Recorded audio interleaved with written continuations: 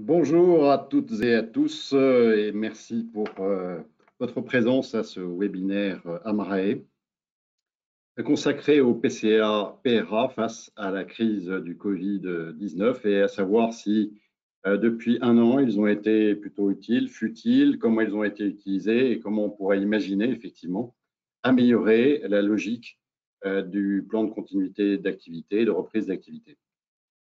Alors, comme vous l'avez effectivement toutes et tous subi, la Covid 2019, que nous appelons comme cela puisqu'elle a démarré en décembre 2019 en Chine, et cette pandémie doit être vue plutôt, bien entendu, comme une catastrophe, comme dit Boris Cyrulnik, à savoir que effectivement, cela a touché d'abord un ensemble de risques, et pas seulement le risque pandémique en tant que tel, les risques sanitaires, même si nous sommes en guerre sanitaire d'après notre gouvernement, mais bien entendu, beaucoup d'autres risques. On parle de risques RH, de risques économiques, de risques financiers avec les problématiques de trésorerie, voire effectivement tout simplement d'activité, de chiffre d'affaires qui tombent à zéro pour certains, tels que les restaurateurs. La deuxième chose, c'est que les facteurs aujourd'hui, nous avons l'habitude de travailler sur des cartographies des risques. Les facteurs aujourd'hui sont tout d'abord exogènes, totalement exogènes et non pas propres à l'entreprise. Et la deuxième chose, c'est qu'ils sont mondiaux. Nous sommes totalement interdépendants au niveau mondial pour l'ensemble de nos activités. La troisième chose, c'est que les indicateurs de risque également ont été modifiés. À savoir qu'aujourd'hui, 150 morts par jour ne nous font plus peur. C'est très important dans le sens où, effectivement, on a totalement changé nos critères et nos curseurs d'appréciation que nous avions auparavant. Alors, tout d'abord, je vais vous présenter nos trois intervenants pour en discuter. Donc, tout d'abord, Cécile Weber, qui est responsable de PCA Gestion de crise à la Maïf, et également vice-présidente du club de la continuité d'activité. Ensuite, Olivier Boutin, Manager Risk and Transformation chez EY. Et enfin, Jenny Aspar, qui est Business Continuity Lead chez Capgemini. Donc, je laisse pour démarrer, sans plus attendre, la parole à Cécile Weber, que je remercie de sa présence et qui a reçu récemment la médaille 2021 de l'Académie des sciences commerciales, justement pour son ouvrage que je vous recommande, qui s'appelle Plan de continuité des activités et gestion de crise. Merci Fabrice. Tout d'abord, une rapide présentation de la Maïf. Si on peut passer la slide suivante. Voilà, la Maïf, 6e assureur automobile et premier assureur associatif, avec plus de 3 millions de sociétaires, et puis régulièrement plébiscité en matière de relations clients. La Maïf est devenue en 2020 société à mission, avec pour raison d'être de porter une attention sincère à l'autre et au monde, et de placer cette raison d'être au cœur de chacun de ses engagements et de ses actions. Donc, je vais lancer mon propos autour de trois grands sujets, si on peut passer la slide d'après. Donc, trois grands thèmes. Le PCA, un atout majeur construit par temps calme. Le PCA Covid, une adaptation permanente. Et enfin, les perspectives d'avenir. Le PCA, un atout majeur construit par temps calme. La crise est une rupture dans un équilibre qui génère un risque de perte de contrôle et finalement avec des défis qui s'avèrent relativement identiques dans toutes les organisations. Il s'agit de la surprise, voire de la sidération, un environnement complexe, du stress bien sûr, la nécessité de prise de décisions stratégiques sans avoir une information complète, le manque de temps, les biais cognitifs et parfois même une forte pression médiatique. Dans ce cadre-là, face à ces défis, les PCA s'avèrent être un outil stratégique de maîtrise, tout d'abord de maîtrise du temps par la préparation. Quel est le niveau de préparation que l'on doit attendre du PCA ? Il semble tout d'abord indispensable que la gouvernance de l'entreprise ait au moins posé et validé par temps calme son besoin de continuité. C'est l'essence même du PCA et identifier ses activités vitales va permettre d'atténuer les impacts de la crise et par là même la perte de valeur. Avec cette identification du besoin de continuité, l'entreprise va du coup disposer de l'ordonnancement de ses priorités de reprise en cas de crise. Pour parfaire ce niveau de préparation, il s'impose également par temps calme de valider quelles sont les solutions de continuité qui répondent à ce besoin exprimé et validé. Et ces solutions de continuité, elles doivent être parfaitement abouties pour être opérationnelles et pouvoir être activées si besoin. Mais également, le PCA permet d'atténuer le stress en temps de crise au travers de la préparation des parties prenantes, plus particulièrement des hommes et de la gouvernance, en mettant en place des exercices de gestion de crise réguliers mais ambitieux. À ce moment-là, on s'entraîne à sortir de sa zone de confort et on développe des automatismes individuels et collectifs qui vont réduire un tant soit peu les biais cognitifs. Et on sait que ces biais cognitifs, malheureusement, ils amendent la rationalité dans la prise de décision.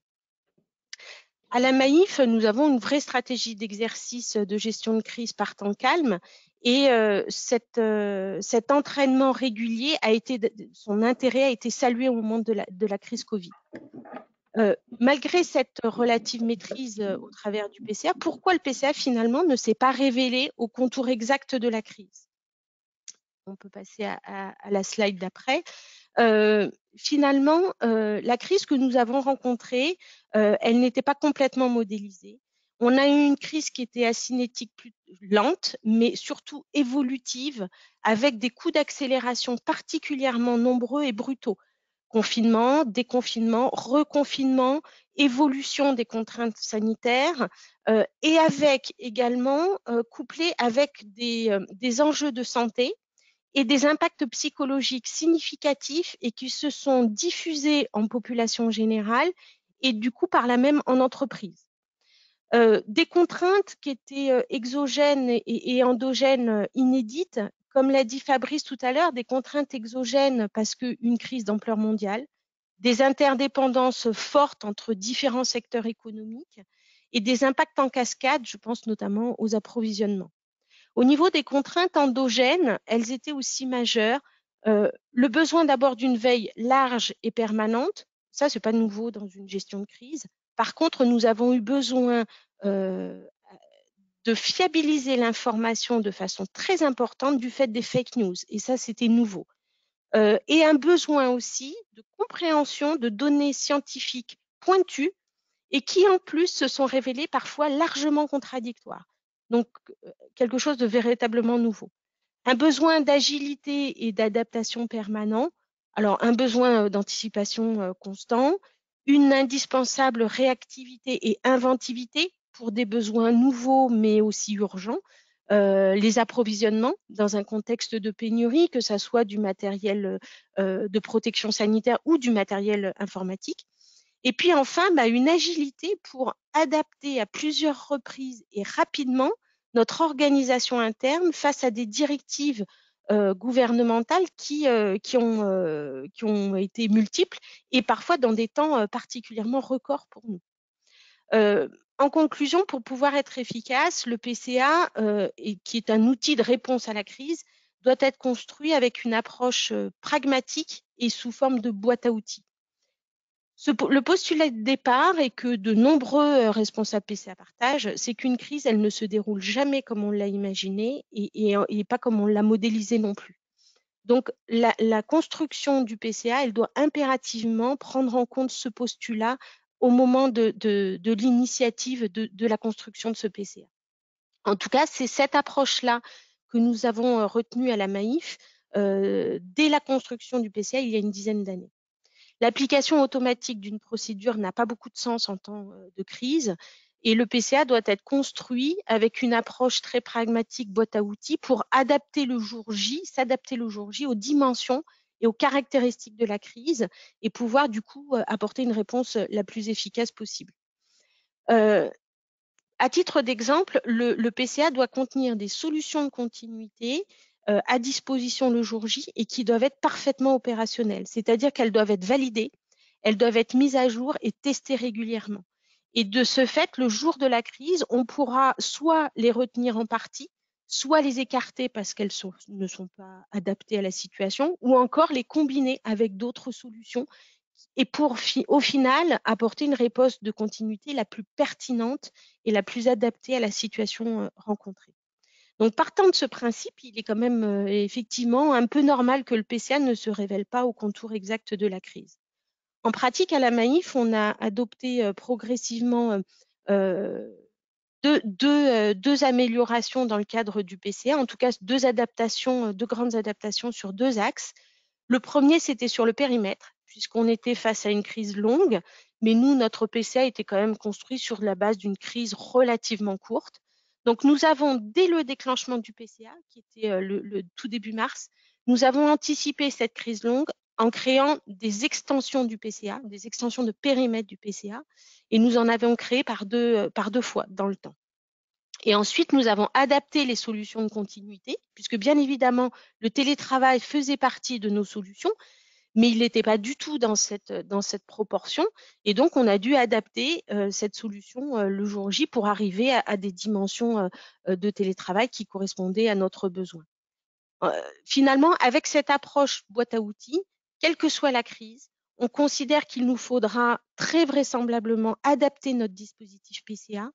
Et en fait, on s'y prépare comme une quasi-fatalité. Quelles sont les perspectives d'avenir? Donc, deux grandes opportunités, des opportunités opérationnelles et plus stratégiques. Au niveau des opportunités opérationnelles, tout d'abord, c'est l'adaptation des scénarios.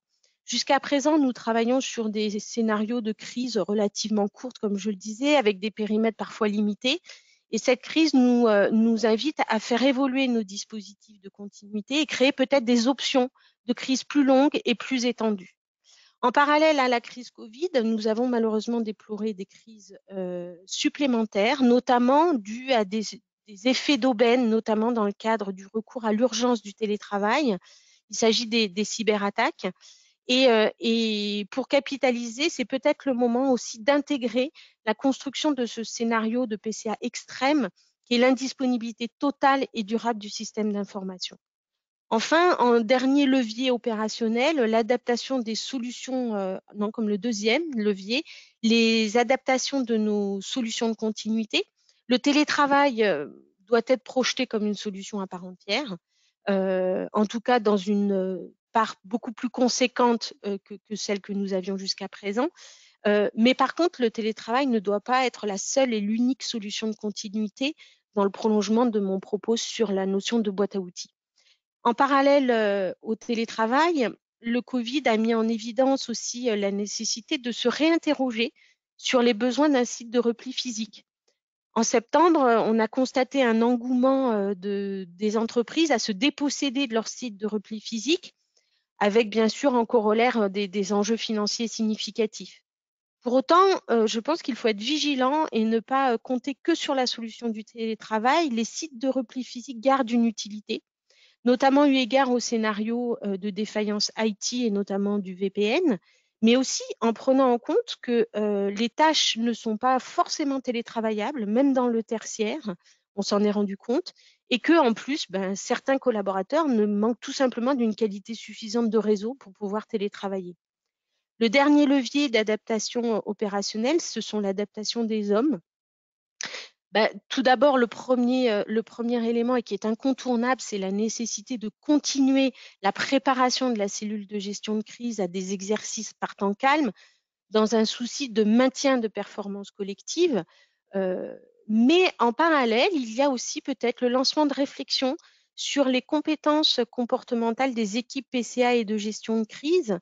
Au même titre que les grandes et rapides transitions actuelles, on voit que cette crise exige des compétences nouvelles, des aptitudes à développer face aux nouvelles menaces. Je pense notamment au sens aigu du questionnement, à la capacité d'adaptation, mais surtout celle d'apprentissage et s'approprier un événement en dehors de notre zone de compétence. Permettre aussi de tempérer les biais cognitifs, résister au stress et avoir du sang-froid, c'est une évidence, et peut-être aussi développer l'optimisme raisonné. Plus globalement, se pose la question de la combinaison de profils dans les équipes et peut-être la recherche de plus de pluridisciplinarité. Enfin, d'un point de vue stratégique, quels sont les axes d'amélioration, en tout cas qu'on peut envisager? Et pour moi, c'est plutôt une approche stratégique renouvelée et qui doit s'imposer. Le Covid est l'illustration d'une évolution des menaces. On a des certitudes finalement qui s'amenuisent. Jusqu'à présent, nous étions dans un environnement qui était assez stable, avec des événements perturbateurs assez bien identifiés, des planifications de riposte, donc des PCA plutôt bien adaptés. Et aujourd'hui, nous nous retrouvons face à des menaces avec des caractéristiques nouvelles, des interdépendances, comme on l'a évoqué, des effets dominos, qui créent en fait des scénarios hyper complexes et qui nous projettent dans des situations de rupture avec de véritables risques de perte d'ancrage. La crise du Covid a mis en évidence ces effets dominos et on voit que les crises prennent un caractère systémique. Alors, il y a la crise Covid qui l'a illustré, mais on le voit très bien également avec la crise cyber et également avec la crise climatique, en tout cas les risques climatiques, pardon.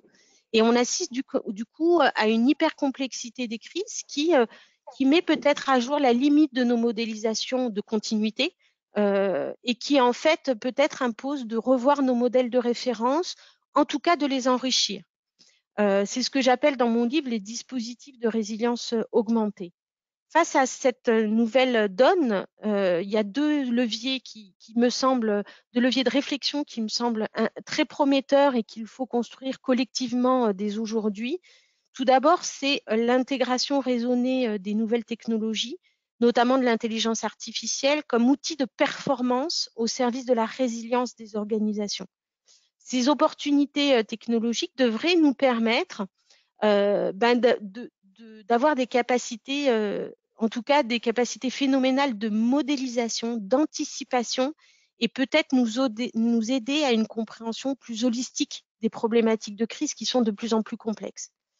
En tout cas, ça laisse à penser, ça laisse entrevoir de belles opportunités de performance. Enfin, le second levier, c'est celui de la coopération, c'est-à-dire la recherche d'une résilience beaucoup plus collective face à ces nouvelles menaces. Il semble important de compléter par une approche plus collective avec des coopérations globales, des solidarités nouvelles. La crise du Covid a largement mis en évidence l'intérêt des partages de visions, d'indicateurs, au travers de clubs professionnels comme la Marée, le CCA, mais de regroupements professionnels qui se sont faits également au pied levé. Enfin, une coopération sur un territoire. Cela implique d'abord une coopération publique-privée. Les entreprises se nourrissent de leur environnement, mais contribuent également de façon incontestable à une cohésion sociale en cas de crise. Et face à ces nouvelles menaces, les collectivités doivent appréhender leur résilience en associant étroitement les acteurs économiques présents sur son territoire. Et enfin, sur ce même territoire, une coopération des entreprises, entre entreprises, quel que soit leur secteur économique, c'est-à-dire s'ouvrir à des ponts d'efficacité, voire des solutions de continuité, de solidarité, pour être plus résilients ensemble, tout en gardant une indépendance évidente. Et je finirai juste mon propos pour répondre à la question du webinaire, c'est que je reprendrai les propos de Louis Pasteur qui disait que la chance ne sourit qu'aux esprits bien préparés. Merci Cécile. C'est assez large, effectivement, comme perspective d'avenir. Vous voyez que cela donne lieu à beaucoup de réflexions. Avant de passer la parole à Olivier Boutin, juste un point, si vous souhaitez poser des questions, surtout, vous n'hésitez pas. Vous avez un petit bouton normalement qui le permet de le faire, qui s'appelle questions, donc vous les posez. Et nous les regroupons pour y répondre à la fin du webinaire. Je vous en remercie. Olivier, je te laisse la parole. Merci Fabrice, merci Cécile. Donc oui, en deux mots, moi je travaille donc au département risque de d'EY, dans la partie consulting d'EY, qui n'est pas forcément la partie la plus connue, mais en tout cas qui représente quand même sur la zone Europe, Maghreb, 2200 consultants sur des problématiques IT, RH et puis business, ce qui inclut les cartographies des risques, les plans de continuité d'activité, la gestion de crise, donc qui sont mon domaine. Ce que je vais essayer d'apporter donc par rapport à l'éclairage très intéressant de Cécile, c'est peut-être aussi les retours d'expérience qu'on a pu avoir de nos clients suite à cette crise, qui est encore en cours bien sûr, avec cette même vision peut-être hier, aujourd'hui, demain. Fred Jean. Donc hier, c'est bien sûr les retours d'expérience qu'on a pu avoir de nos clients. C'est difficile de dégager une unique manière d'avoir géré cette crise, puisque bien sûr, selon les secteurs d'activité, il y a eu des impacts qui ont pu être très différents. En dessous, vous verrez de chaque slide, il y a quelques exemples concrets, mais en tout cas, dans le cas de Safran, qui est un exemple assez emblématique, un groupe qui a été contraint de fermer des sites de production en Chine. Donc là, voilà, c'est un groupe qui a éprouvé dans sa chair, on va dire, cette crise. Avec une rupture en conséquence de sa chaîne logistique et bien sûr énormément de problématiques de ressources humaines à gérer. D'autres entreprises où j'ai envie de dire, ça c'est simplement, et vraiment je mets le simplement entre guillemets, il s'est simplement agi de gérer la transition vers le travail à distance, qui parfois aussi a été douloureux, mais en tout cas il y a eu bien sûr des manières très différentes de gérer cette crise. Ce qui a été intéressant, je pense, dans tous les cas, c'est qu'on a pu réellement éprouver les transitions entre gestion de crise, continuité d'activité, la manière dont les deux sont articulés, puisque pour certaines personnes, c'est pas forcément toujours très clair ce qu'il peut y avoir entre l'un et l'autre. Et je pense que ça a été très important de bien distinguer l'un de l'autre, puisque la continuité d'activité, toutes les entreprises à leur manière ont dû l'engager à un moment donné, travailler en mode dégradé ou au contraire s'arrêter de travailler et envisager plus tard la reprise. La gestion de crise, ça a été peut-être à des moments plus épisodiques et on s'est rendu compte de combien ça peut être fatigant, éprouvant psychologiquement de gérer la crise dans un temps si long. Donc il a fallu forcément réfléchir à à quelle fréquence on va se réunir, quelle fréquence on va faire des états des lieux. Et je pense que c'est un des enseignements qu'on peut tirer de cette crise, l'importance d'avoir une vision fine et de ne pas vouloir à tout prix se fixer des fréquences de réunions de crise toutes les semaines, mais que d'adapter vraiment au contexte cette fréquence.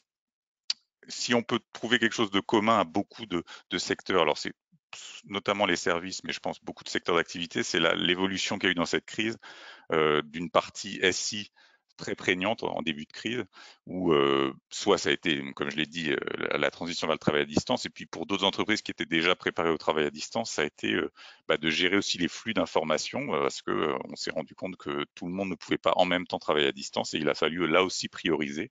Donc on avait l'habitude de prioriser les gens qui vont être sur site et ceux hors site. Là, ça a été priorisé les gens qui vont pouvoir se connecter au réseau et ceux qui resteront en marge et qui devront travailler par d'autres moyens. Donc ça a été, je pense, un des cœurs de cette crise pour pas mal d'entreprises. Et ensuite, on a dévié peut-être vers une crise de ressources humaines. Et aujourd'hui, c'est encore un peu le cas. Je pense que pour les entreprises qui ont encore des points réguliers, les problématiques de ressources humaines sont très prégnantes. Et bien sûr, c'est pas au directeur de ressources humaines de gérer seul tous ces sujets, ça implique tout le monde. Donc c'est là aussi l'affaire de tous. En termes d'enseignement, il y a bien sûr l'impact sur la relation aux partenaires, que ce soit les clients, les fournisseurs. Il y a eu un travail de grande proximité avec les fournisseurs et je pense que ça va se poursuivre à l'avenir. Outre les questions de redondance de l'outil industriel, il y a vraiment des questions de redondance des fournisseurs qui se sont aussi posées. Un travail, la relation avec les assureurs aussi qui a bien sûr été clé dans cette crise. Les assureurs qui ont dû réfléchir aussi aux nouveaux risques, aux risques de leurs clients et devoir s'adapter. Donc ça, c'est aussi un des enseignements. Et le dernier point, qui est illustré par les deux chiffres que j'ai mis en bas à droite, c'est qu'énormément de clients ont aussi essayé de profiter de cette crise comme une opportunité de développement commercial, d'innovation. Donc les exemples emblématiques qu'on cite, c'est par exemple Saint-Gobain qui a pu à partir de rien créer une ligne de production de masques, ou les parfumeurs, bon peut-être qui étaient les mieux placés, mais qui ont adapté leurs activités pour créer des gels hydroalcooliques. Donc c'est important de voir que les entreprises aussi bien préparées ont cette capacité à ne pas être, on va dire, figé dès qu'on entend le mot crise, être figé, et du coup s'arrêter et penser uniquement négativement, mais essayer également de penser positivement. Et on peut même aller plus loin. Pour certains, c'est la remise en cause de leur business model. Donc même si c'est pas uniquement un sujet de continuité d'activité, mais réfléchir au footprint géographique, aux nouvelles habitudes de consommation, c'est pas la continuité d'activité qui va prendre en charge ces sujets, mais en tout cas c'est un exemple des réflexions que peuvent amener la continuité d'activité et surtout des réflexions dans lesquelles on doit embarquer la continuité d'activité, puisque quand on va changer, il faut toujours garder en tête que derrière, il peut y avoir d'autres problèmes qui vont se créer. Fred-Jean. Donc si on pense au présent, alors j'ai mis le tournant à ne pas manquer. C'est vrai qu'on aurait pu reproduire peut-être ce slide il y a un peu moins d'un an. Hein. C'est un peu triste à dire, mais c'est vrai qu'on avait l'impression que c'était déjà, on se tournait déjà vers demain. Bon, aujourd'hui, on doit quand même apprendre aussi de ce qui s'est passé il y a un peu moins d'un an lors de la reprise. Le premier point que je voulais mettre en avant, c'est l'importance d'effectuer un retour d'expérience lié au Covid en interne, même lorsque ça a bien fonctionné. J'ai presque envie de dire surtout si ça a bien fonctionné. Je pense en particulier aux entreprises qui n'avaient pas forcément de plan de continuité ou même d'organisation de crise à proprement parler, mais qui ont eu la sensation de très bien gérer cette crise, de faire preuve de réactivité, de sens de l'improvisation. Et donc ça, c'est bien sûr une très bonne chose. Mais je pense qu'il faut quand même se poser les questions, de se dire que, alors, je vais pas dire qu'il y a eu un facteur chance, mais que malgré tout, si on pense par exemple à l'homme clé, les gens étaient à distance, mais les gens globalement sont restés disponibles. Hein, les gens qui avaient l'expertise sont restés disponibles. Et je pense qu'il faut quand même se demander si ça avait été pire et si cet homme clé n'était pas disponible. Donc là, je parle de l'homme clé, mais ça peut être bien sûr reproductif sur plein d'autres sujets. Et j'ai aussi en tête des entreprises qui ont acquis cette confiance face à la manière dont elles ont géré cette crise et qui derrière ont été face à d'autres crises, par exemple un ransomware ou des crises qui prennent des profils, qui ont des profils très différents et qui se retrouvent là démunis parce qu'on n'est pas du tout sur le même type de problématique et que forcément on a peut-être moins de temps pour s'adapter. Donc pour moi, ça incite à vraiment profiter pour faire ce retour d'expérience et pour se tester sur d'autres sujets. Et le sujet numéro 2, notamment la problématique des systèmes d'information, puisque les systèmes d'information, on en devient très dépendant. Il y a l'augmentation des menaces cyber, je pense que ça n'a échappé à personne. On a eu l'augmentation des attaques cyber, notamment dans le secteur médical, le secteur industriel médical, qui est assez emblématique. Et je pense que c'est peut-être aujourd'hui le bon moment, même si les gens veulent peut-être plus entendre parler de crise, de commencer à s'organiser ou se tester sur ces sujets-là, voir si on peut capitaliser sur l'organisation qu'on a mise en place pendant le Covid pour travailler sur d'autres sujets. Un troisième point, concrètement, c'est de s'interroger sur sa dépendance aux fournisseurs, sur globalement son écosystème, sur la complexification de sa supply chain. D'une part, parce que il y a des risques aujourd'hui, c'est-à-dire peut-être que la crise RH va devenir, ce qui va subsister, c'est une crise logistique, puisqu'il y a des pénuries qui sont liées à la reprise soudaine de la demande, les stocks de plastique, les conteneurs, donc c'est des choses qui ont déjà eu lieu l'année dernière, mais donc peut-être qu'on s'est posé des questions l'année dernière, il faut bien sûr aujourd'hui de nouveau se les poser. Et puis des exemples très concrets sur les composants électroniques. Aujourd'hui, on a aussi une tension qui est très importante. Donc, il y a dans beaucoup de secteurs des problématiques qui vont se poser. Et je pense que c'est vraiment le moment aussi de réfléchir, de cartographier ces fournisseurs, de vérifier qu'ils sont bien tous redondants, et puis d'avoir aussi une exigence vis-à-vis de leur continuité d'activité ou reprise d'activité propre. Je pense qu'aujourd'hui, maintenant, tout le monde a une vraie sensibilité vis-à-vis de ce sujet, et donc c'est pour ça on est en droit d'avoir des attentes, et bien sûr, vos clients sont aussi en droit d'avoir des attentes vis-à-vis de vous.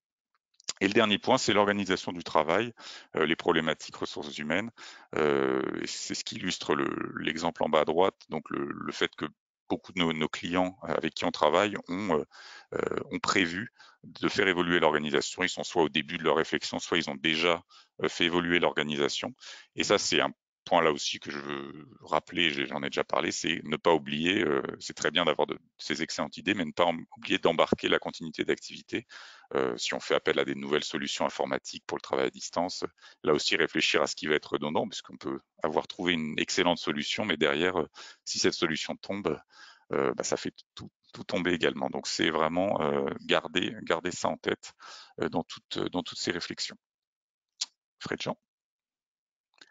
Et du coup, sur demain, J'ai mis un titre un peu pompeux dans le sens où voilà, je n'ai pas forcément en tête ce que sera le plan de continuité d'activité de demain, mais en tout cas, on peut déjà avoir quelques pistes et je pense que Cécile en a aussi listé des très bonnes. Mais ce qui est ressorti nous, des échanges qu'on a eu avec nos clients, c'est ce besoin d'avoir une approche moins rigide et théorique, mais plus opérationnelle du PCA. C'est-à-dire, beaucoup de nos clients nous ont dit, alors c'était bien sûr essentiel d'avoir envisagé des scénarios, et je pense que l'approche par scénario fait toujours son sens, mais ce qui en tout cas leur a beaucoup servi dans la crise Covid, c'est pas tant d'avoir envisagé tous les cas de figure, parce que de toute façon c'est impossible, mais c'est d'avoir cette organisation en place, d'avoir des gens qui ont l'habitude de travailler ensemble, donc c'est ce facteur aussi humain dont parlait Cécile, de l'avoir testé, bon ça je pense que je le répéterai encore, c'est essentiel.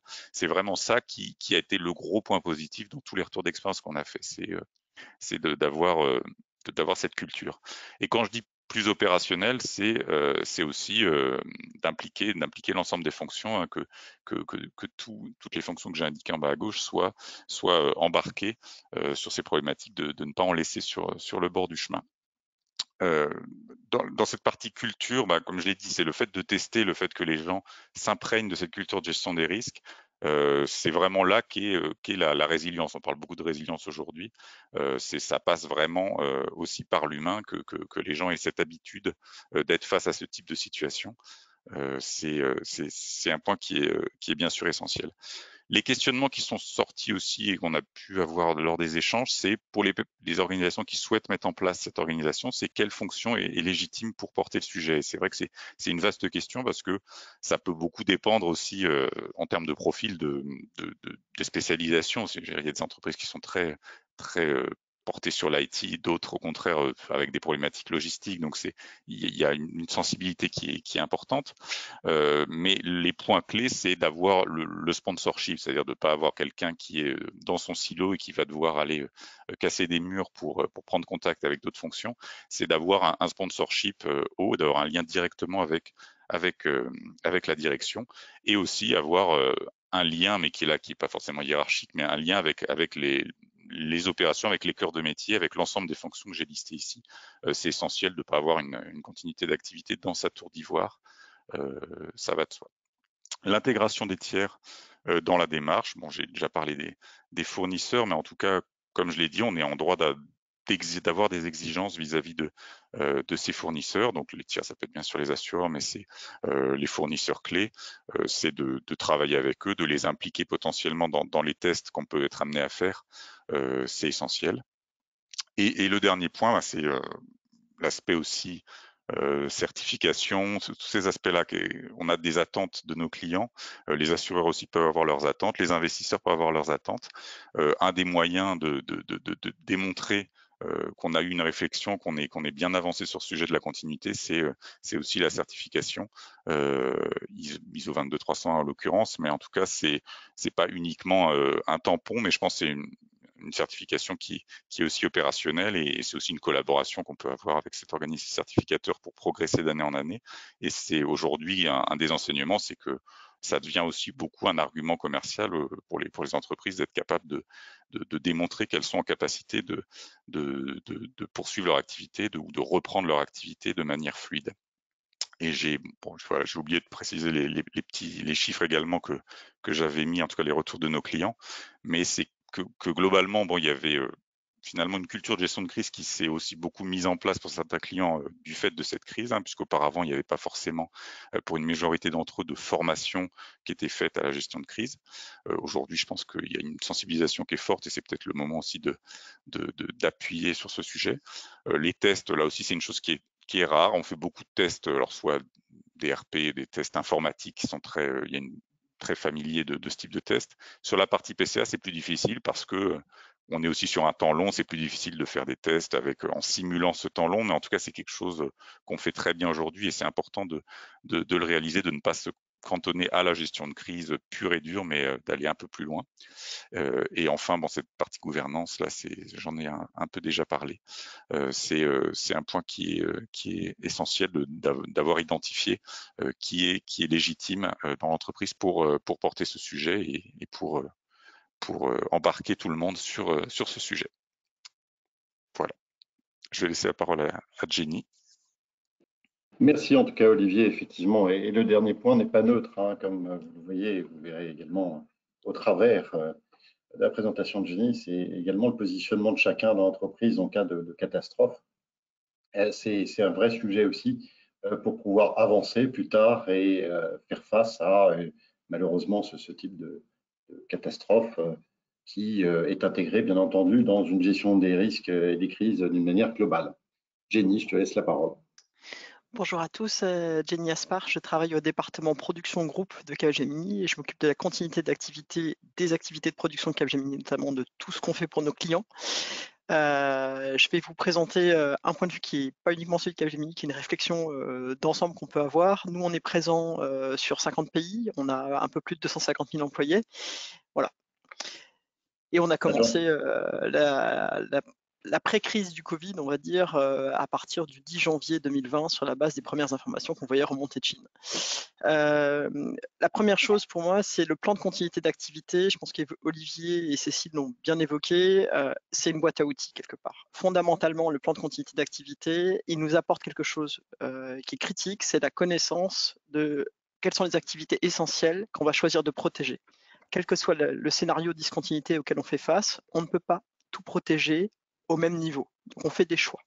Et on fait des choix sur la base de les activités les plus critiques pour ses propres opérations, pour les opérations des clients qu'on sert, quand on est dans un cas de B2C ou de B2B. On n'a pas forcément la même capacité dans tous les scénarios de discontinuité à protéger les mêmes choses de la même manière. Ça, c'est quelque chose qu'il faut accepter et le PCA nous apprend ça. La deuxième chose que le PCA nous apprend, tous les PCA comportent, et on a tendance à l'oublier, on parle beaucoup du volet technologique, on parle beaucoup du volet gestion de crise, communication qui est fondamental. Le PCA comporte, et ça c'est quelque chose de fondamental, l'identification des ressources critiques, y compris des humains, des personnes critiques pour faire tourner des processus métiers. Dans le cas de l'épidémie et de la pandémie dans laquelle on est, c'est un volet qui est fondamental. Et la préparation dans une entreprise, l'identification des ressources les plus critiques, y compris des ressources humaines les plus critiques dans un volet pandémie, elle a tout son sens. Le deuxième sujet, c'est qu'on peut avoir tous les PCA qu'on veut, et je pense que Cécile l'a bien évoqué, aucun PCA aujourd'hui n'était prêt pour une pandémie de cette taille-là, je pense, quelles que soient les sociétés, les secteurs d'activité. Et fondamentalement, les organisations, qu'elles soient publiques ou privées, ont réagi en fonction aussi d'une capacité de lecture du risque, de qualification de la situation et d'ajustement de préparation. Je vais prendre notre cas à nous. Nous, on a commencé à voir les premières informations qui remontaient des médias sociaux en Chine, médias locaux sociaux en Chine le 7 janvier 2020. On a commencé à en discuter le 8 janvier 2020. Et le 17 janvier, on s'est dit qu'on allait avoir un gros problème qui n'allait pas être que chinois, parce qu'on avait étudié les routes de Wuhan, on avait vu le spread géographique, on s'était dit, bon, la presse est rassurante à l'étranger, nous on ne le sent pas du tout, et on a pris une décision, pas encore d'activité des plans de crise, pas encore d'activité des plans de continuité, mais de se préparer à une échelle qu'on n'avait jamais envisagée dans aucun plan. Donc on est rentré dans une organisation de pré-crise. Donc la question de, au-delà du plan, de savoir qualifier un risque en tant qu'organisation, ou même dans des parties d'organisation, de savoir commencer à mobiliser les différentes parties d'organisation sans même être encore en crise ou même avoir activé les plans de continuité, et de préparer des facteurs de résilience, parfois même au-delà de tout ce qui avait pu être imaginé dans les plans, elle est très importante. Et ce qu'on a vu, nous on est présents dans 50 pays, on a vu que tant nous, en tant que société privée, nos partenaires en tant que société privée et les gouvernements, les autorités locales avec lesquelles on travaille dans ce sujet-là, puisqu'on est tous bien sûr très liés avec les autorités locales dans les cas de pandémie, ont eu des degrés d'appréhension du risque, des degrés de préparation à l'activation de solutions de continuité, y compris au niveau des États, qui ont été très très différentes.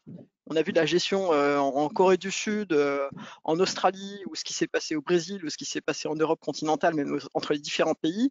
Il y a une lecture du risque, ou en tout cas une acceptation officielle du risque qui a été très différente.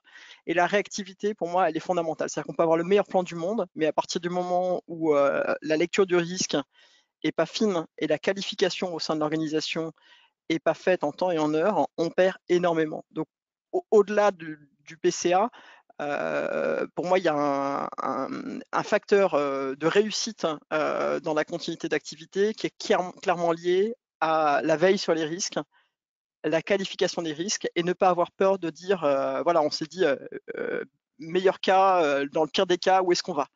Et de travailler aussi pour le pire. C'est-à-dire qu'il y a des risques qu'on va voir, et la pandémie en est un exemple, hein, c'est ce qu'on appelle un rhinocéros gris, ce que les anglo-saxons appellent le grey rhino, c'est quelque chose qu'on voit venir de très très loin. On avait tout le temps de se préparer dans certains secteurs d'activité. Il y a des secteurs qui ne pouvaient pas se préparer parce qu'on a des cas particuliers, mais il y a des secteurs qui avaient tout le temps de se préparer et qui ont un peu nié l'évidence. Donc la réactivité, elle est fondamentale. Je parle des cas où on ne peut pas se préparer dans le sens où une des choses qu'on ne peut pas faire dans un plan de continuité et que je trouve très difficile à faire, en tout cas moi je n'ai pas trouvé de réponse pour l'instant, c'est ce qu'on appelle la perte des conditions d'exploitation. On peut travailler sur énormément de choses en tant que société. Aujourd'hui, on a des pans entiers de secteurs d'activité. Nous, on a eu la chance qu'Gemini, on est dans un secteur d'activité qui peut continuer à travailler largement à distance. On a fait basculer 98% de nos équipes au pic à distance, avec l'accord de nos clients. Mais on a des secteurs entiers d'activité qui ont complètement perdu leurs conditions d'exploitation pour des raisons de décision gouvernementale, d'arrêt de certaines activités. Et quelque part, dans ces cas-là, le plan de continuité, il est dans une impasse. Je veux dire, on peut faire tout ce qu'on veut en termes de préparation. Ce qui est exogène, qui s'impose à vous, qui est la perte des conditions d'exploitation, l'abolition des conditions d'exploitation, je ne vois pas aujourd'hui de réponse facile sur ce sujet-là. C'est clairement un volet d'impuissance, en tout cas des PRA classiques sur ce sujet-là.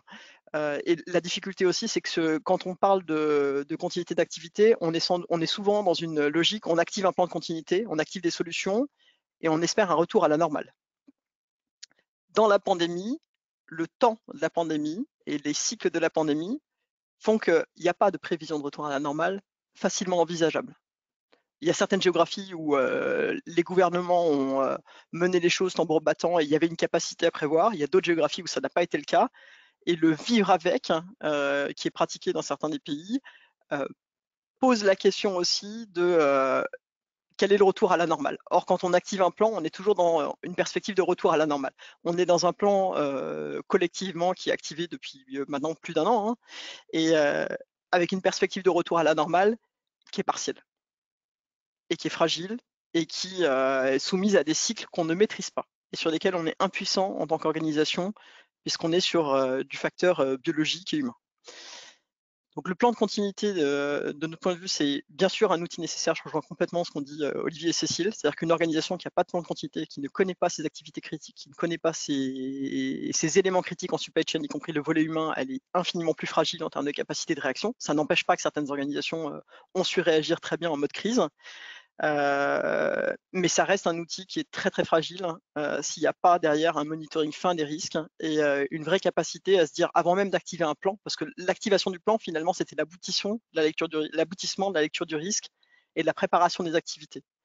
Mais le plan a été un des leviers, une des boîtes à outils, mais fondamentalement le travail avant de lecture du risque et de qualification du risque dans l'organisation, il est clé, tout autant que le PCA.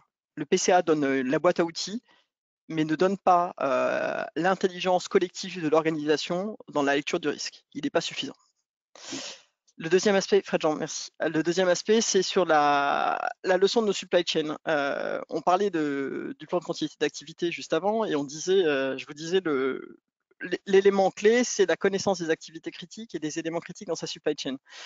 Ce qu'on a vu aussi, c'est que dans la réponse au plan de continuité, on était dépendant de facteurs liés à notre supply chain. On a été dépendant des équipements de protection individuelle, on a été dépendant des réseaux énormément pour pouvoir passer en télétravail, de l'extension des VPN, de l'extension des mécanismes d'authentification pour couvrir des cas de télétravail. Et on est aujourd'hui clairement dans une hyperdépendance à la Chine, Taïwan sur certains aspects, aux États-Unis sur d'autres, et sur une relative fragilité pour la supply chain physique. J'ai envie de dire la partie virtuelle est moins à risque aujourd'hui, mais sur la partie physique, la répartition et on va dire la réorganisation des chaînes de production physique de certaines activités depuis les 3 dernières décennies a prouvé les limites aujourd'hui dans cette pandémie, nous a prouvé ses limites et nous expose à des questions et à des remises en cause sur des choix de souveraineté. c'est vrai pour les composants électroniques. On a vu des supply chains de l'automobile qui étaient en partie à l'arrêt à cause de la demande très très forte qu'il y a eu sur les devices, enfin les équipements de type ordinateur portable pour les salariés. On a vu la problématique des équipements de protection industrielle où sans masque on n'arrivait pas à travailler, mais il n'y avait pas de masque disponible. Hein. On l'a vécu en Chine, on l'a vu en Chine en janvier, février 2020 et on l'a vu 2 mois plus tard partout en Europe, aux États-Unis et en Amérique latine. À côté de ça, on a aussi aujourd'hui l'effet des vaccins. On a une usine fantastique à production de vaccins qui est l'Inde, mais qui dépend aussi pour accélérer de composants protéinés qui sont produits en dehors d'Inde. Donc on est toujours dans une relation d'interdépendance et de fournisseurs critiques qui est très complexe, c'est l'effet de la globalisation, mais qui pose la question. On a eu des supply chains extrêmement globales où on voulait pas avoir de stock, pas avoir de faire des économies d'échelle et tout. Et à côté de ça, on se pose la question de la relocalisation de certaines activités critiques. C'est pas un effet immédiat, mais ça sera un effet moyen terme et ça participera de nos résiliences en tant que société. Au-delà de la résilience des organisations privées ou publiques, nos résiliences en tant que société, nos résiliences en tant que plaque géographique. Le deuxième, un des derniers sujets sur la supply chain, c'est le Covid. Il a apporté, c'était la plaisanterie du début d'année 2020, c'est ce que les CIO n'avaient pas réussi à faire en 5 ans ou en 6 ans, le Covid l'avait fait. C'était la digitalisation à outrance. Hein. C'était l'acceptation du digital dans toutes ses dimensions dans les sociétés qui parfois avaient été un petit peu lentes à assumer ces choix-là. Certes, on a gagné là-dessus, mais on est devenu plus que jamais ultra dépendant au réseau de télécommunications et à l'accès au numérique, avec une problématique de fracture au sein des individus, fracture générationnelle qu'on voyait déjà dans les sociétés civiles, mais qui se retrouve aussi dans le monde du travail. Il n'a pas été facile pour tout le monde de passer en télétravail. Certaines générations ont clairement eu plus de mal que d'autres. Et de fracture aussi au niveau des métiers, puisque certains de nos métiers peuvent s'exercer complètement en télétravail, d'autres sont juste impossibles à exercer. Et donc, on a une fracture de société avec aussi des tensions dans les sociétés qui s'exacerbent sur ce sujet et qui posent question aussi en termes de risque sociétal. Donc la supply chain a un élément de fragilité et de résilience sur lequel on peut travailler avec des vraies questions au-delà même de nos entreprises, de sociétés. Fred Jean.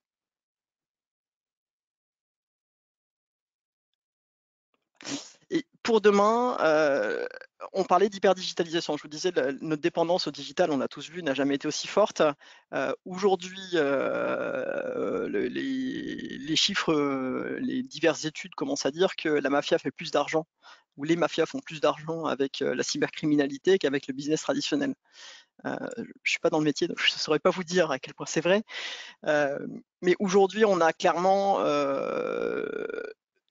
toute organisation télécom, toute organisation de SaaS, Software as a Service, que ce soit les Microsoft du monde, tout player de cloud digne de ce nom, tout opérateur télécom, tout même opérateur électrique est une cible plus que jamais choisie pour des groupes criminels parfois étatiques. Il ne faut pas se voiler la face.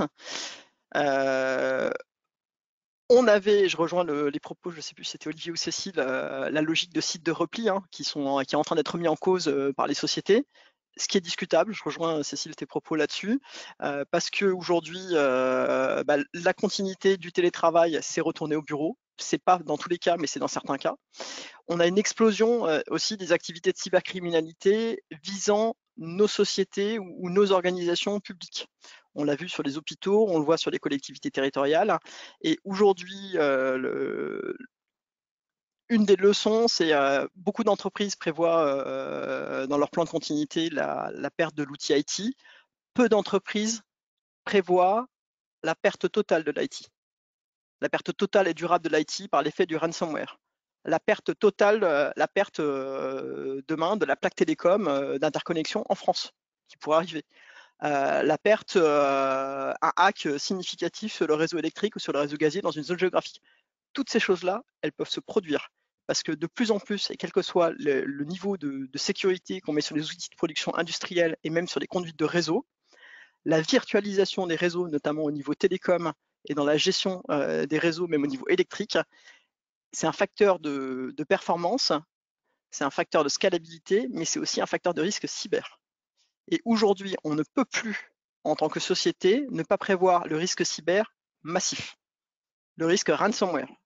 Aujourd'hui, ne pas prévoir dans un plan de continuité le ransomware total, même si ça vous paraît improbable, la perte de l'Active Directory, l'encryption de toutes vos données sur tous vos serveurs qui sont connectés à un réseau, c'est une faute. Il faut le prévoir dans tous les plans de continuité d'activité. Quand on parlait de supply chain aussi, il y a quelque chose qu'on peut faire aussi pour demain, c'est clairement travailler sur la diversité des lieux de production. Alors ça peut paraître surprenant pour ceux qui ont des activités principalement en France. Nous, on l'a vu, le fait d'être présent dans plusieurs pays, qui est inhérent à notre activité, nous a donné une résilience native et qui a été très importante et qui nous a servi. Là, quand on parle de multi, c'est aussi la multiplication. Quand on dépend du VPN, d'avoir 2 jambes systématiquement sur le VPN pour tous les liens critiques, c'est fondamental. D'avoir des chemins réseau différents, c'est fondamental. Quand on parle de VPN, on parle aussi de système d'authentification. On parle de ce qu'on appelle le two-factor authentification, c'est-à-dire les authentifications fortes.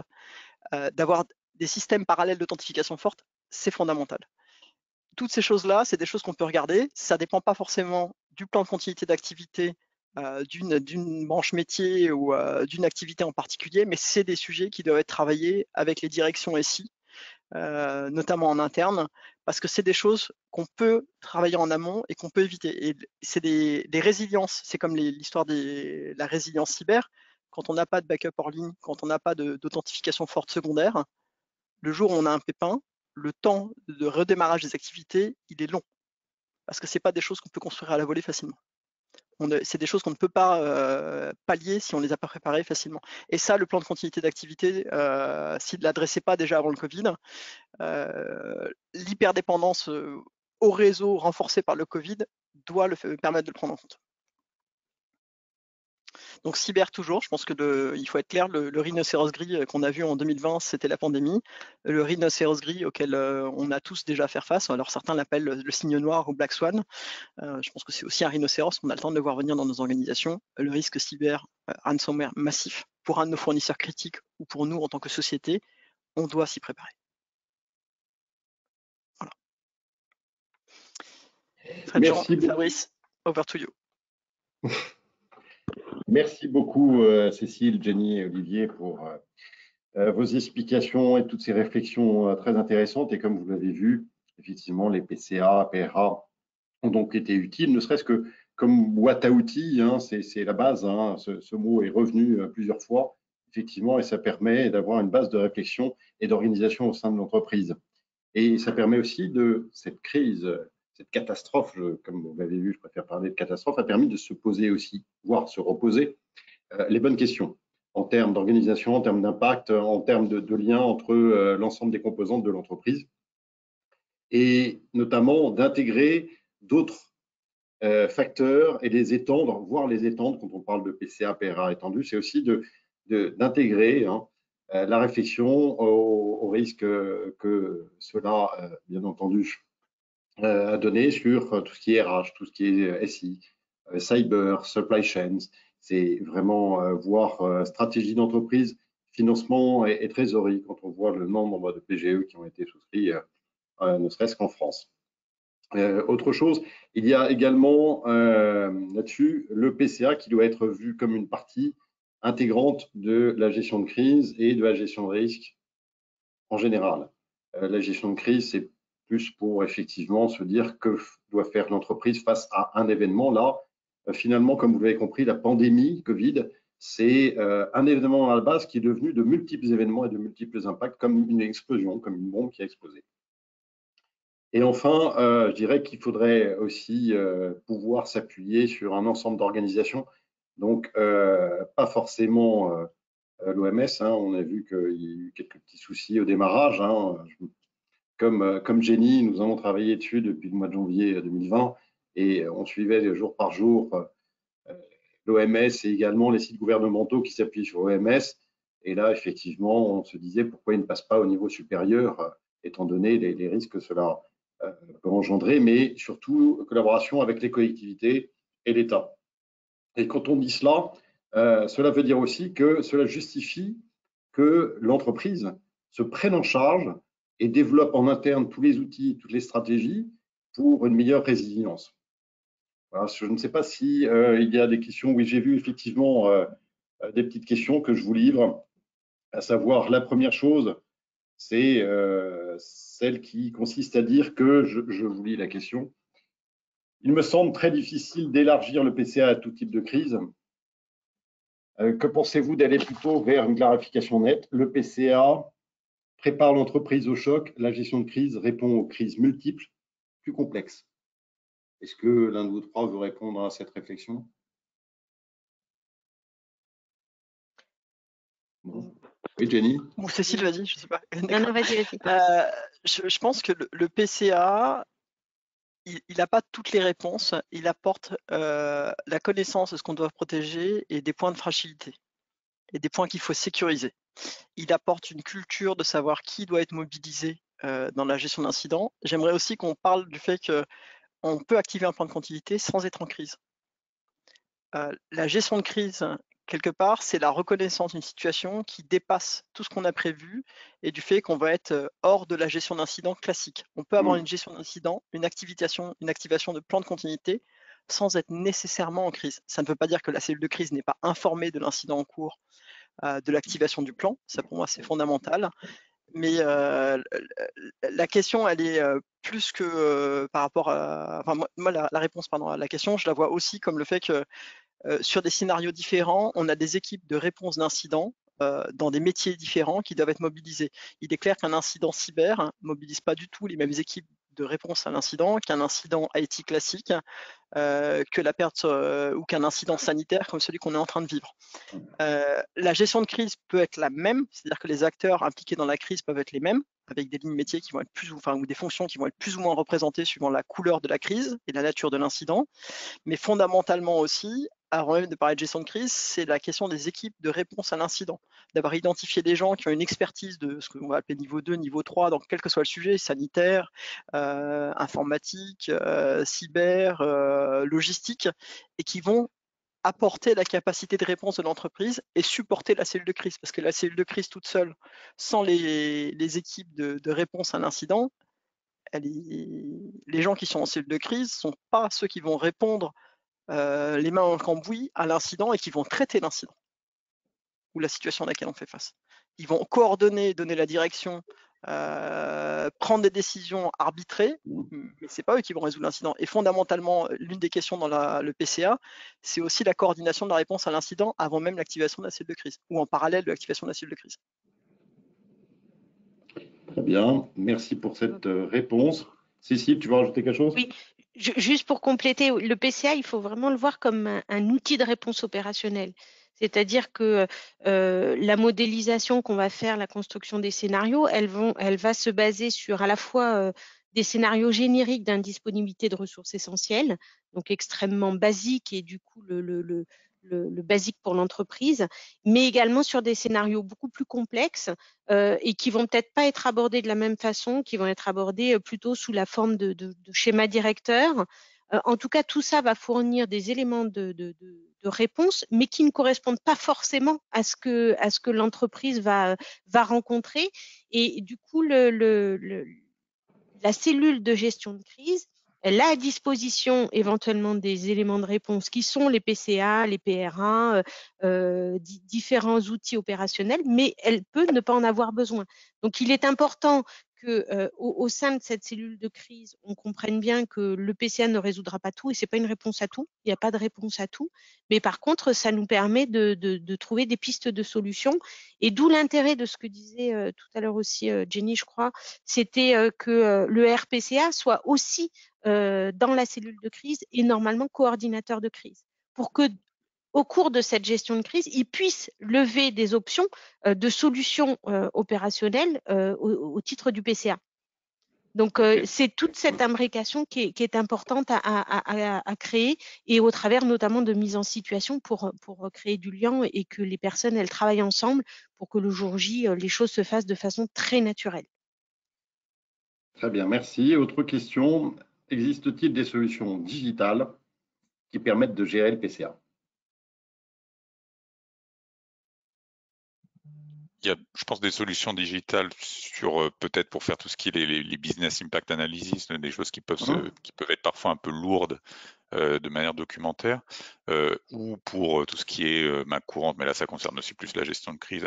Après, moi je suis pas forcément partisan de vouloir absolument s'appuyer sur le digital surtout, notamment sur l'aspect boîte à outils, l'aspect documentation, où je pense que faut pas vouloir trop dépendre du digital. Donc je pense que c'est plus dans sa constitution, c'est bien de s'appuyer sur ce type d'outils si pour voilà, sur des démarches qui parfois peuvent être un peu lourdes, mais je serais pas. Et en tout cas la réponse est oui, bien sûr, il y a des solutions pour ça. Mais sur la partie PCA pure et dure, moi j'en ai pas forcément connaissance, en tout cas rien qui m'ait fait tomber de ma chaise. Tout à fait.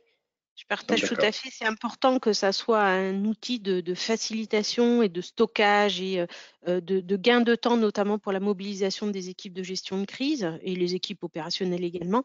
Et par contre, il ne faut surtout pas céder la place de l'homme parce que la place de l'homme, elle est indispensable au moment de l'appréciation de la gestion de crise. Donc, il faut garder tous les outils comme des outils de performance, mais pas comme des outils de substitution en tout cas. Ça pourrait être dangereux.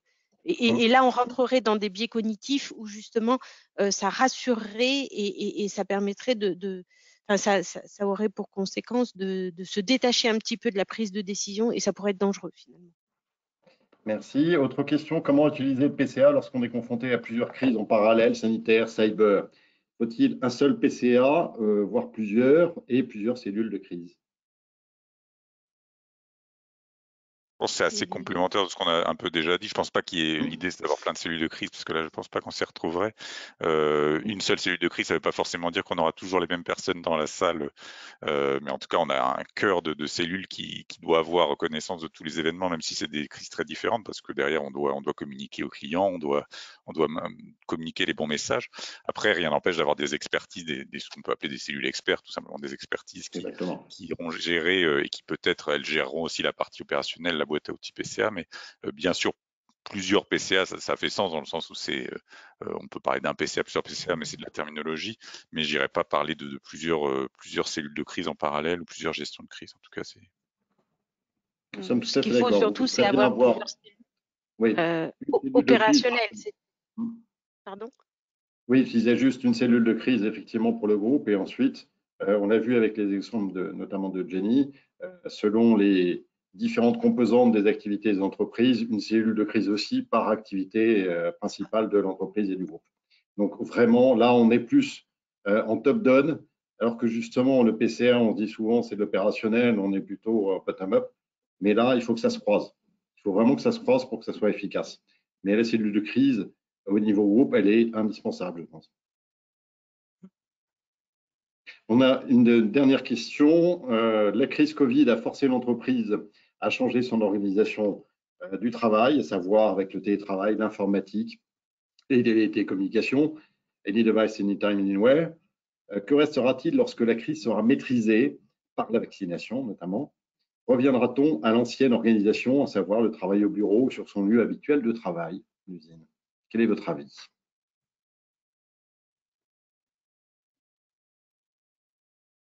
Qui veut enchaîner là-dessus?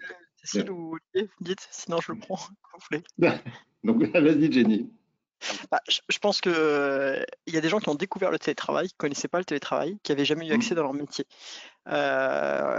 Il y a des générations qui adorent le télétravail parce que ça correspond à un temps de leur vie où les enfants ne sont pas à l'école, ils sont déjà partis, ou ils n'ont pas encore d'enfants. Donc le télétravail offre une flexibilité en termes d'équilibre vie privée, vie travail qui a énormément de sens, ou en tout cas qui augmente la qualité de vie pour certaines personnes.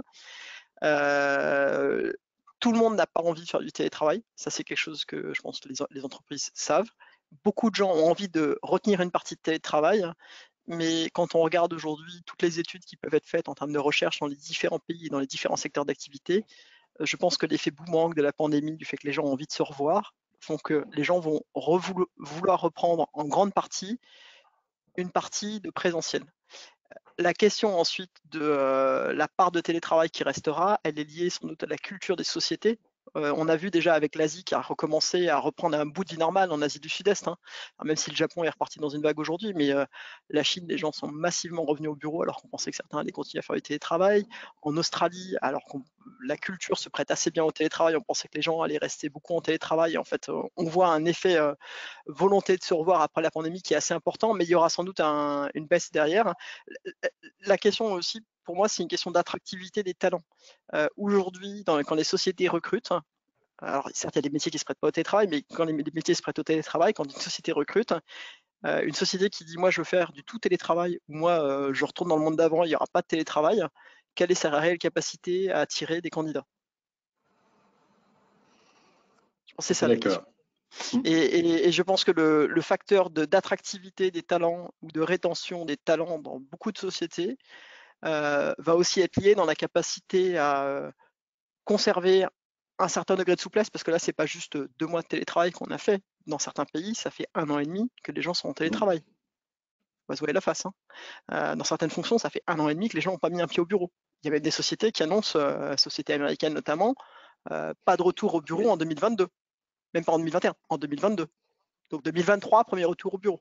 Mais à côté de ça, on a des Google qui avaient envoyé tout le monde et qui avaient dit « moi, tout le monde va télétravailler » et qui ramènent tout le monde à Mountain View en se disant bah, « finalement, la capacité de mes équipes à innover malgré tous les outils que j'ai, tout le digital, tout le virtuel, n'est pas aussi bonne que quand ils se voient face à face. » Donc il y a un équilibre à trouver, il y aura un effet yo-yo, il y aura l'effet retour au bureau, les gens ont envie de se voir, ça ne faut pas se voir la face, quels que soient les protocoles sanitaires qu'on mettra, on le voit déjà, même actuellement, on voit bien les taux de télétravail en France qui ne sont pas tout à fait aussi hauts que ce qu'ils pourraient être, parce que les gens ont humainement, mentalement, en termes de santé mentale, besoin de se voir. La question, elle est aussi en fonction de la culture de la société ou de l'organisation. Quel genre de société est-ce qu'on veut être? Il y a des sociétés qui ont dit au tout début de la pandémie, moi, demain, 85% des gens en télétravail. Et en télétravail quasiment complet. D'autres qui ont dit, bah non, moi, je serai hybride. D'autres qui ont dit, je reviendrai au monde d'avant. Je pense que tout le monde aura changé d'avis d'ici la fin de la pandémie, de toute manière. Mais c'est une question d'adéquation entre les activités d'organisation de la société, de culture de société aussi fondamentalement, puisqu'on voit bien que même dans les sociétés ultra digitalisées de la tech américaine, entre une société et l'autre, il n'y a pas du tout la même position sur ce sujet-là. Et ils sont quand même, vu leur taux de vaccination, plus proches de ce qu'on va appeler le monde d'après que nous en Europe aujourd'hui. Et à côté de ça, il y a une vraie question d'attractivité des talents. Comment ça va se passer demain pour le recrutement? Quelle est la promesse employeur qui va être faite par les sociétés et les organismes aux gens qui vont attirer? Merci. Une toute dernière question, et après nous clôturerons. Avez-vous été confronté ou observé des scénarios de crise Covid intégrant des réévaluations régulières de l'impact sur les indicateurs financiers, chiffre d'affaires, EBITDA, etc. Et si oui, comment l'avez-vous conduit? Alors, je vais juste apporter un élément de réponse parce que je prends une autre casquette, non pas celle de président de commission, mais à la Compagnie des Alpes. Et vous imaginez bien que l'ouverture des domaines skiables en France a fait l'objet de réunions, mais quasi quotidiennes, entre les mois de septembre et là, on va dire fin février, parce qu'après, c'est un petit peu trop tard.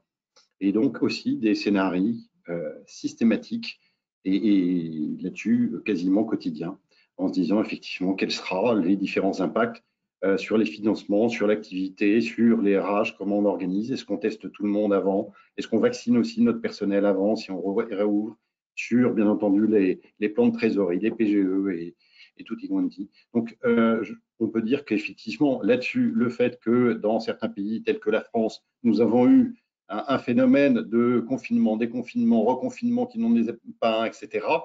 Et nous avons hâte que d'une chose, que finalement, c'est d'avoir une situation un peu plus stable, peut-être grâce à la vaccination à partir de cet été, hein, pour éviter d'être constamment dans l'incertitude. Notre métier dans la direction des risques, dans la gestion des risques, c'est surtout d'apporter une visibilité à court, moyen et long terme, non seulement à nos chers dirigeants, mais également aux administrateurs et aux actionnaires. Et là, il est très difficile de satisfaire à cette nécessité et cette obligation. Voilà, si quelqu'un veut rajouter quelque chose sur ce point-là.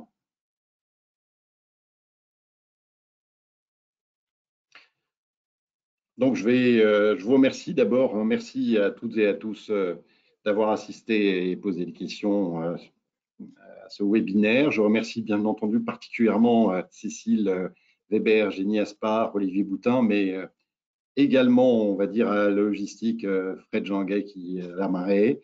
Hein, on voit, merci Fred Jean aussi, et merci Hélène Dubillot également, la marée, qui nous a bien aidé à organiser ce webinaire. Nous vous souhaitons une très belle journée et à très bientôt.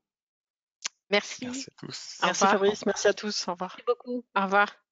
Au revoir.